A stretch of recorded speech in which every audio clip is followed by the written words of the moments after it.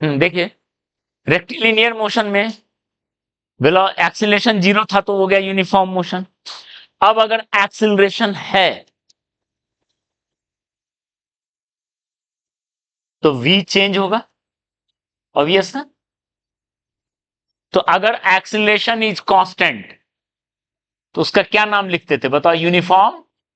Uniformly accelerated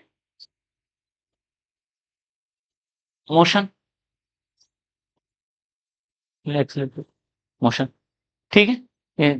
और इस case में हम लोग 3 इक्वेशन लिखते थे, v equal to u plus minus a t लिखते थे, s equal to u t plus minus half a t square, और एक v स्क्वायर इक्वल टू, ठीक है। तो सेम चीज सर्कुलर में आइए, सेम चीज सर्कुलर में, अगर अल्फा नॉट इक्वल टू 0 है, यहां था यूनिफॉर्म में क्या था? अल्फा 0 है, जैसे वहां ए 0 था। अब ए 0 नहीं है तो अल्फा 0 नहीं है, यानी ओमेगा चेंजेस, रिजेम्बलेंस दिख रहा है, ठीक है। तो अगर इसमें भी अगर अल्फा इज कांस्टेंट तो उसका क्या नाम देंगे बताओ? Uniformly angular accelerated circular motion,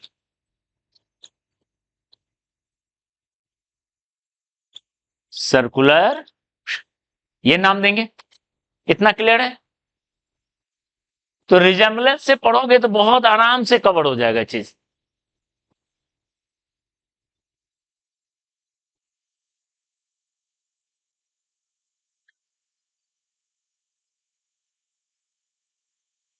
okay, तो बताओ इसमें भी 3 इक्वेशन लिखेंगे, क्या क्या होगा बताओ? ओमेगा फाइनल, ओमेगा चेंज होगा, ओमेगा फाइनल इक्वल टू लिखेंगे, वहां डिस्टेंस चल रहा है, यहां एंगल रोटेट हो रहा है,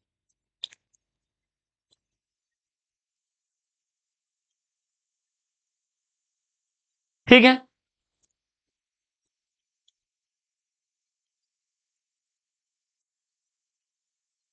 कोई दिक्कत? हम सेम चीज, वहां डिस्टेंस चल रहा है, यहां एंगल रोटेट हो रहा है, ओके।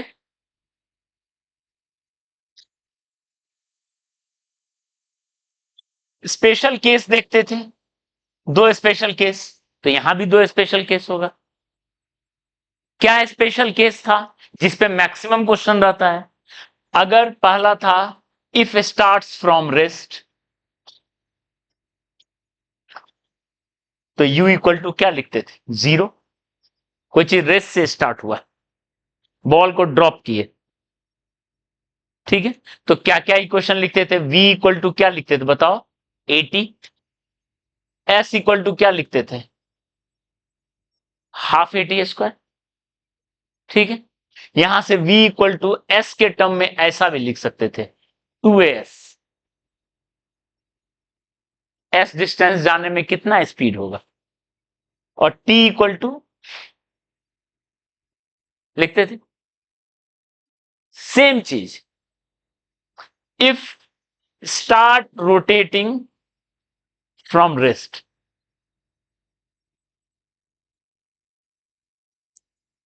रेस्ट से रोटेट करना शुरू करेगा, ओके। जैसे फैन को ऑन किए, जैसे फैन को स्विच ऑन किए, fan is switched on, rest से चल रहा है, ओके। क्लियर है? फैन को ऑन किए तो ऑन करते ही क्या हो गया बताओ? देख लो, ऑन किए तो अल्फा इक्वल क्या हो गया? U omega initial equal to क्या हो गया? 0। तो ओमेगा फाइनल हो जाएगा अल्फा टी। कितना एंगल रोटेट करेगा? Half alpha t square. कितना फाइनल एंगुलर स्पीड होगा थीटा रोटेट करने में?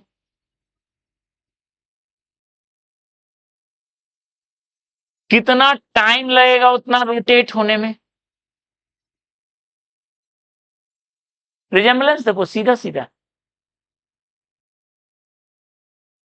क्लियर है? ये रिजेम्बलेंस क्लियर है? Okay. Special case 2, special case 2 ये था रेस्ट से एक्सेलरेट होना u0, एक था finally comes to rest, retard होके रेस्ट पे आ जाए, कोई चीज रिटार्ड होके रेस्ट पे आ जाए, तो वहां क्या जीरो करते थे? v0 करते थे। तो बताओ v0 करेंगे तो u माइनस ए टी, यहां t का value time to stop already derive कर चुके हैं ये सब रिजल्ट, वो आएगा u बाय ए। देखो u बाय ए इतना देर में रुकेगा, ठीक है। और कितना डिस्टेंस पे रुकेगा? V square equal to u square minus 2as, इसको जीरो कर दो तो s इक्वल टू मिलेगा कितना? s स्टॉप क्या आएगा बताओ? You square by 2a।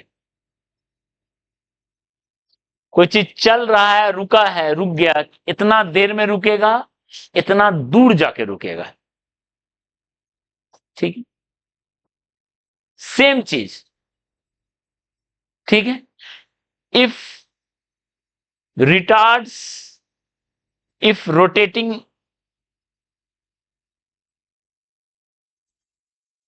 Rotating speed decreases, मान लो कोई चीज रोटेट होकर घट रहा है, जैसे फैन स्विच ऑफ किए, fan is switch off, clear है? तो बताइए यहां पे सेम रिजल्ट, ओमेगा फाइनल कब रुकेगा? Omega final 0। तो बताओ यहां से कितना देर में रुकेगा वो, कितना देर में रुकेगा? वहां u बाय ए, यहां ओमेगा इनिशियल बाय अल्फा, ठीक है। कितना कितना घूम के रुकेगा? वहां u स्क्वायर बाय 2a, यहां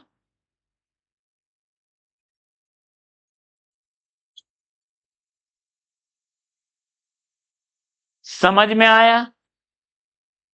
ठीक है, समझ में आया? तो ए कांस्टेंट है या अल्फा कांस्टेंट है, मैक्सिमम ऐसा ही क्वेश्चन रहता। ओके ओके, सेम चीज है। और बताओ अगर ए वेरी करता तो हम इंटीग्रेशन का हेल्प लिखते थे, इफ ए वेरीज, तो क्या लिखते थे? वी फाइनल इक्वल टू,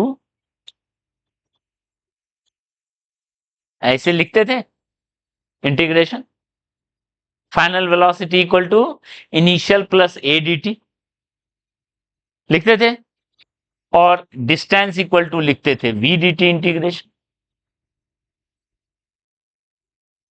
अगर वेरी कर रहा है ए तो सेम चीज, इफ अल्फा वेरीज